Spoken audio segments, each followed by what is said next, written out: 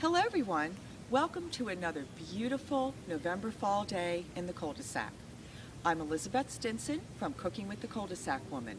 Today, just in time for Thanksgiving, we are cooking with delicious, hearty, whole grains, perfect for those much needed side dishes. Come on inside and we will discuss whole grain benefits and whole grain options. Then we will put it all to use, creating that one very special side dish, certain to enhance your entire harvest table this year. Welcome back to another Thanksgiving in my kitchen. Today we are going to explore hearty whole grains and then make whole grain winter crunch salad filled eggplant bowls with orange gravy dressing. And it can be made with most any grain that interests you most. That is the great thing about whole grains. They are very versatile. They can be enjoyed alone or in almost any recipe. And one can usually be switched out for the other with little or no major cooking adjustments. So you can try and enjoy a wide variety of them over time in all of your favorite grain, rice, or pasta, such as couscous or orzo recipes. They are also a wonderful addition to soups and ground meats, boosting their flavor, fiber, and overall nutrients. The possibilities are endless, so let's get started.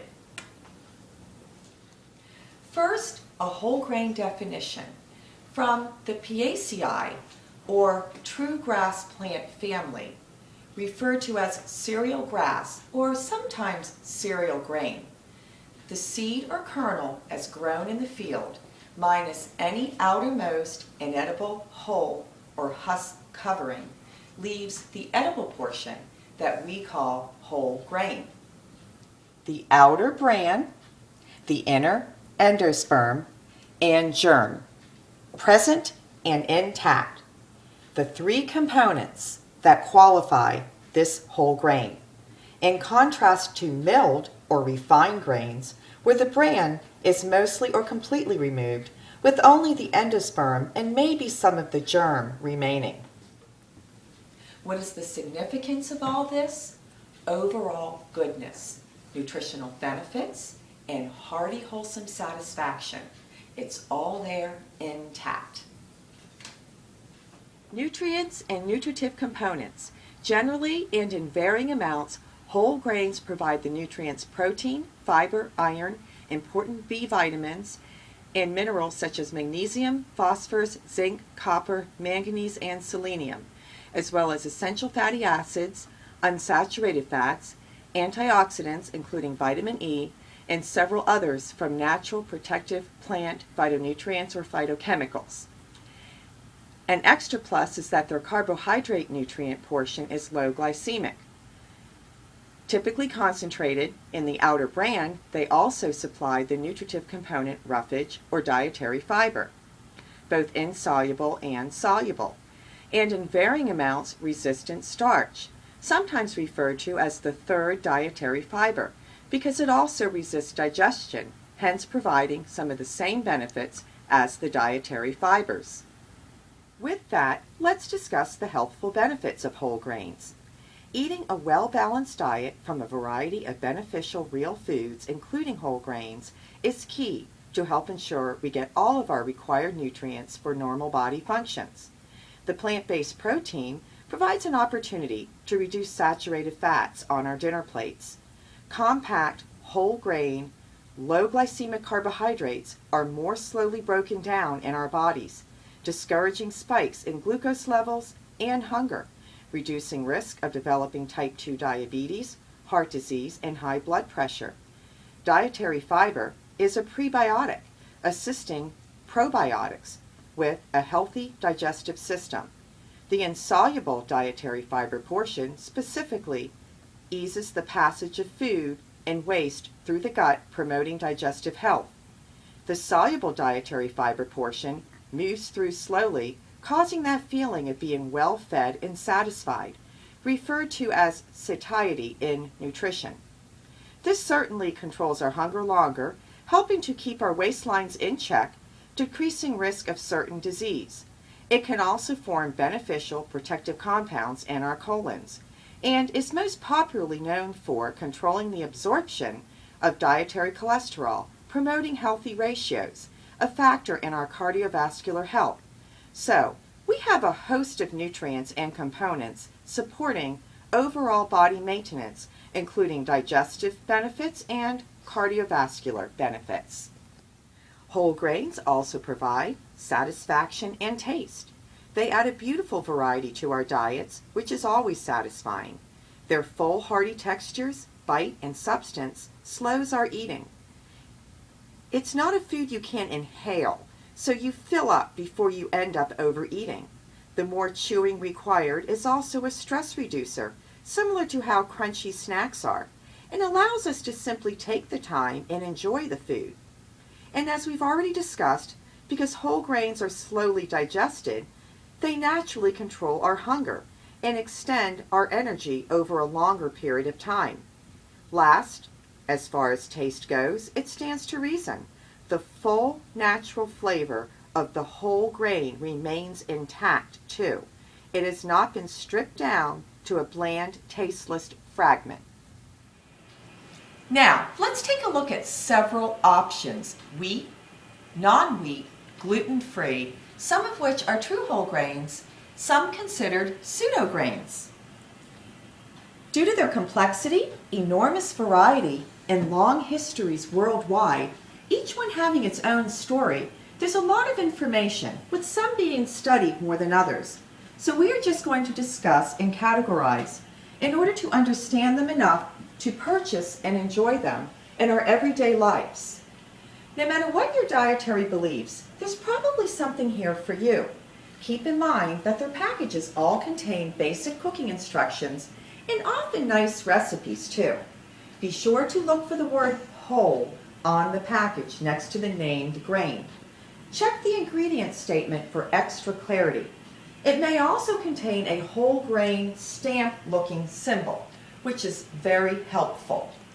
Starting off with wheat options, which has historically been more prevalent in our diets. There are two main common varieties of wheat: bread, used in breads and other products, and durum, used in pastas. We are going to focus on specific whole grain forms of wheat that some of us can enjoy at our dinner tables.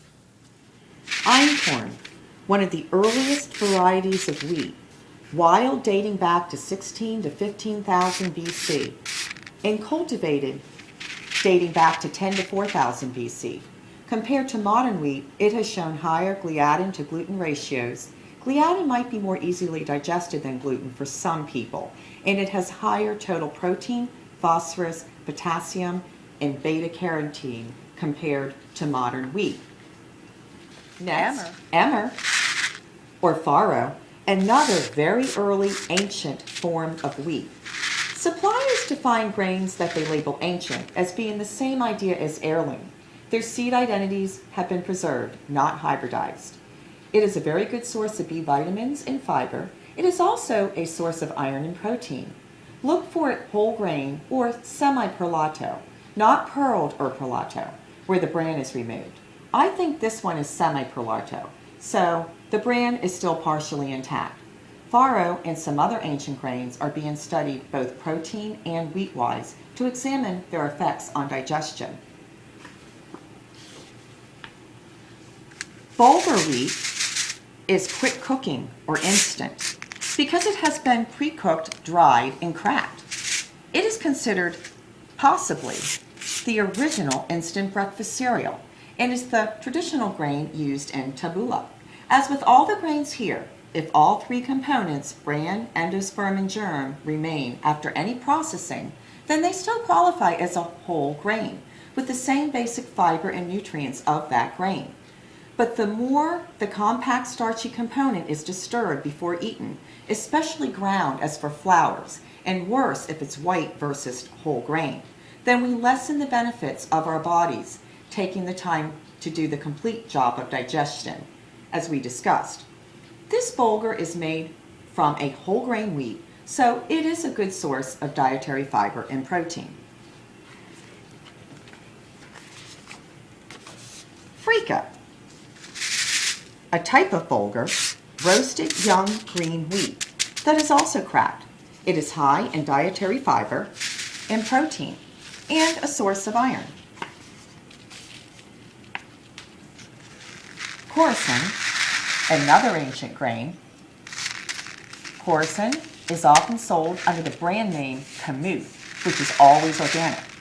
It is a relative of modern durum wheat, but higher in protein and is a good source of magnesium, zinc, and especially selenium, as well as dietary fiber. Spelt, another one of the ancient grains, and is its own variety of wheat and higher in protein than common wheat. It is also high in fiber and a source of iron and manganese. It is not gluten-free, but some feel from a wheat standpoint it is more easily digested than common wheat. But again, more studies need to be conducted. Also, for spelt and all of the whole grains here, they might be sold as grains or berries. Spelt grain and spelt berries can be the same thing. Just look for the word whole on the package. Some suppliers use the word grain and some use the word berry. The word berry is supposed to be indicative of a whole grain containing the 3 edible parts of the kernel. Wheat to Kelly, commercially fairly new as far as grains go, and considered the first wheat rye cross. It is a hybrid of durum wheat and rye. It is a hardy crop, making it suitable for organic farming. If you see it on a label, it is more than likely whole grain. It contains iron and is a good source of protein and the same antioxidant fiber as for rye, which we will be discussing next. Now, let's take a look at some non-wheat single whole grain options, but not being held as gluten-free. No matter what product you are considering, if you are avoiding or eliminating gluten, to be 100% certain, be sure to check the package for those 2 very important words, gluten-free. And even then, check with your doctors first. Rye. Rye is a non-wheat hardy grain, lower glycemic than wheat, and contains a high antioxidant dietary fiber and provides a rapid feeling of fullness. Unlike most grains, it has a high level of fiber in its endosperm, not just in its bran. It is a source of protein and beneficial minerals including selenium and zinc. It was widely grown in colonial America. Pumpernickel flour is a coarse whole grain rye flour used to make the bread, but check the label to be sure you are getting the real deal. It is a personal favorite of mine, very hearty and satisfying. Moving on with our non-wheat single grains, whole oat groats. We mainly see oats, buckwheat, and sometimes rye sold as groats, but it simply denotes whole grain, with only the inedible outermost hull that many grains contain removed, leaving the rest of the grain, the bran, endosperm, and germ intact. Groats in general have traditionally been used for porridge-like dishes, as well as hot breakfast cereals. Whole oat groats become breakfast oatmeal, as most of us know it today. It starts out as whole oat groats, then either ground for Scottish or cut for steel cut. From steel cut, it is steamed and rolled to varying degrees for old-fashioned, then even further for quick and instant. All of these oat forms can boast whole grain status because the bran, endosperm, and germ are intact. Oats have been a major consumer product for years, so more highly studied.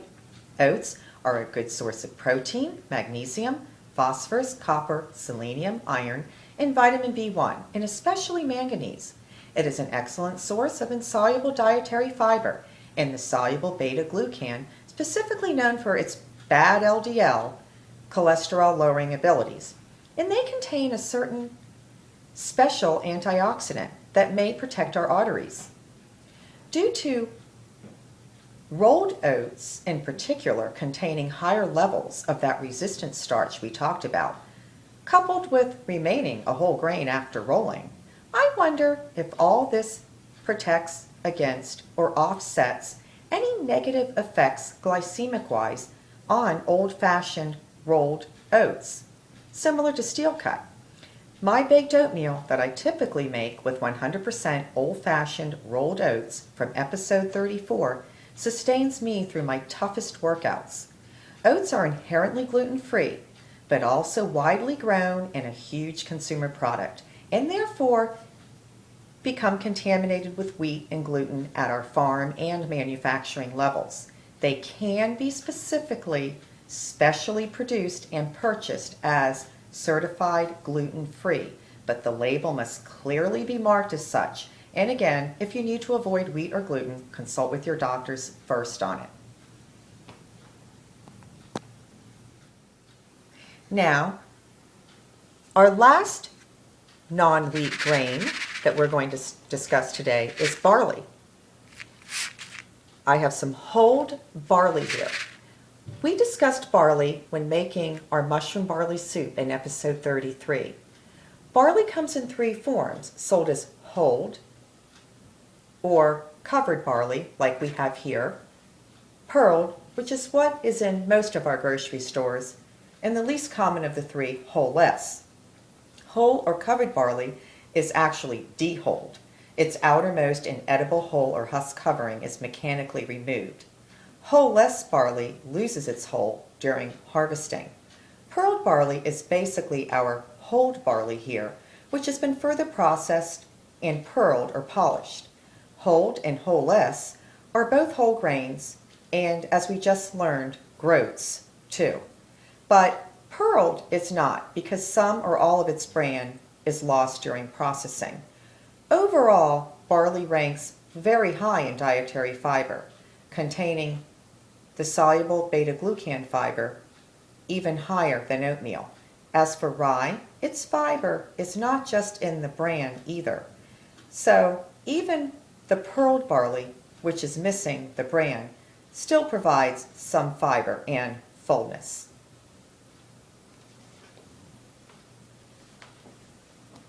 Now, let's take a look at various gluten-free options that are naturally and commonly available gluten-free. Many of them are considered ancient, which we defined when discussing emmer or farro. As a group, many are noted for containing selenium. Some of them are considered pseudo-cereals or pseudo-grains, meaning various seed kernels that are also grown with forms of outer protection and can be whole too, but are from non-grass, non-wheat plants. Besides often resembling grains physically, they are similar to our true cereal grasses or grains in nutrition, preparation, and use-wise. Therefore, we term and label them grains too. Last, as we discussed during oats, always check your labels and even contact the manufacturer if you need further verification. All right, I have several grain options to show you. Starting off with buckwheat groats. Despite its name, buckwheat is not a wheat at all and is, one, considered to be a pseudo-cereal. We used a buckwheat pancake mix, which as a mix of other ingredients was not gluten-free, in episode 10 for our delicious peach cobbler with raspberry velvet sauce. Buckwheat dates back to our pioneers. It is a good source of protein, including the amino acid lysine, vitamins B1 and B2, zinc, copper, manganese, potassium, and iron. Like oats, it is a good source of soluble fiber and contains some resistant starch. I have learned that some people can have trouble digesting its protein, so it is not recommended for them or growing children. It also contains a special antioxidant that promotes cardiovascular health and protects our blood vessels from the bad LDL cholesterol. Buckwheat is used in soba noodles, breads, pancakes, including various crepes and blinis as well. Moving on to kasha. Kasha, which is simply roasted buckwheat groats, has traditional Russian and Eastern European uses, mainly porridge. Or it can be combined with noodles for a dish called varnishkas. It is believed that the word kasha, specifically referring to roasted whole grain buckwheat, was introduced to American English by Jewish immigrants, but it means porridge made from various grains in parts of Europe and Asia. We can enjoy it sweet or savory in hot porridges, side dishes, or any tabbouleh-type salad. For both buckwheat groats and kasha, it is very important to follow the package directions for cooking, or it will end up a large, thick, and sticky mass. Kasha contains the same nutritional profiles as buckwheat groats. Millet. Another one of the ancient grains, and it is actually millets, plural, for a group of tiny grains used and grown around the world. We used it in our Thai chicken green curry in episode 9. As for all of our grains, it provides dietary fiber. It is a good but not complete source of protein, which we will discuss momentarily. It also contains minerals including magnesium and the B vitamins, thiamine and niacin. It is also noted for its high antioxidant activity and may be one of the easier grains for some to digest. Pearl millet is what is most commonly grown worldwide, not to be confused with any refining or processing as we discussed for barley or farro. This is proso millet. It is grown and most commonly sold in the U.S. Millet will most typically be whole grain. Teff, the tiniest grain in the ancient millet grain category, and apparently all the world. Teff, an Ethiopian staple, is a wonderful addition to our taco chili pie and taco shepherd's pie in episode 15. I also add it to simple ground meat mixtures like taco meat when the meat is about halfway cooked through, along with a little liquid and your flavorings. Then continue stirring until the meat is cooked through. You can use the wheat bulgurs we discussed in the same way. Teff is the highest in calcium of all the grains. Its protein is considered more easily digested. Its source of iron is now being argued, but it does contain our friend resistant starch, and it is always in whole grain form. Next, sorghum. In particular, has received a lot of attention from people with celiac disease. It is also called milo and considered an ancient grain. As with all of our whole grains, it is a source of dietary fiber, along with antioxidant phytochemicals, some healthy fats, some protein, and iron too. It contains a certain compound that is being specifically studied for possible additional heart benefits too. And it is known to be popped like popcorn. I followed the package directions, but was not too successful. So I don't have a sample of that for you. Sorry about that. Moving on. Amaranth. It is a seed that falls into our pseudo cereal and ancient grain categories. We used it in our Stinson family meatball bake from episode 30. It is a high calcium, iron, magnesium, phosphorus, and potassium grain, even some vitamin C. Amaranth contains all 9 essential amino acids, which includes lysine that is missing in most grains. It is essential that we get these 9 amino acids in our diets because we can only get them from the food we eat. They work together with the other 13 amino acids in our bodies to produce hundreds of different body proteins. This is why you may hear complete protein. It contains those 9 essentials out of the 22 total involved. As I mentioned for teff, I also use amaranth, as well as the wheat bulgurs in meat mixtures. It is a great idea and very doable way of adding fiber to meat. It can be popped into little bead-like pups too. Now, quinoa. It is a seed that falls into the pseudo-cereal and ancient grain categories, both of which we already defined. We have a tricolor, red, white, and black blend here. The different colors do not really differ nutritionally. It is particularly high in potassium and low in carbohydrate. It supplies iron, dietary fiber, and contains a special anti-cancer antioxidant, quercetin. And as for amaranth, it also contains and is mostly known for containing all 9 essential amino acids that our bodies can't make on their own. Quinoa will typically be in whole form as well. Maize, or corn. Corn is also a whole grain. If fresh, considered a vegetable, but if dried, a grain, which includes popcorn. As with all the other whole grains here, look for the word whole on the label and avoid degermed. Corn is very high in antioxidants and vitamin A. The process used to make hominy, which is technically not a whole grain, and used to make grits, as well as masa for tortillas, increases the availability of B vitamins, amino acids, and sometimes calcium. Blue corn is considered to have some nutritional advantages, both protein and glycemic-wise, more slowly digested. Rice is also a non-wheat grain and is a worldwide staple with its own enormous variety. We could do a whole separate episode on just rice. Brown rice is always whole grain, as are most other rices with color. And rice on its own is always gluten-free. But again, be sure to check your labels to be 100% certain. Domestically, rice has been classified by length and sometimes texture: long, medium, and short. Long varieties like basmati, of which there are also several varieties, are typically a lower glycemic rice and will cook up more fluffy. And by now we all know that the whole intact grain, or brown, like we have here, is the better choice nutrient-wise. Besides simply lengths and textures, there's a myriad of exotic rices all over the world. My favorite, wild rice, used in one of my holiday episodes, number 22, and our most popular. Contains even lower glycemic carbohydrates and houses more protein and fiber than regular brown rice. It is the only grain native to North America, with other varieties worldwide.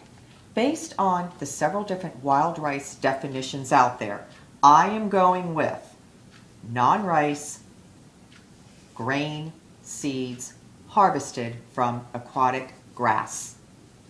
Wild rice is pricey and often sold in blends because it is difficult to grow, but it can also be purchased as straight wild rice.